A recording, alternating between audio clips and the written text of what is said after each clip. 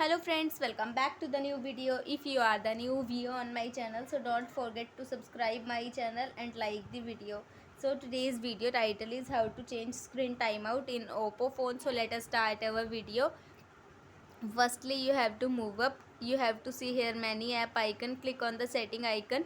Then you have to see here many options. Scroll down and you have to click on the display and brightness option. So click on that.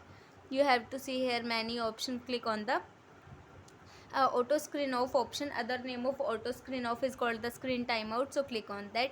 Then you have to see many option. Then you have to choose any timeout first which you want to change. I want 2 minutes, so click on that. So it means that our mobile phone screen is automatically locked after 2 minutes of inactivity. So in this way screen timeout will be changed.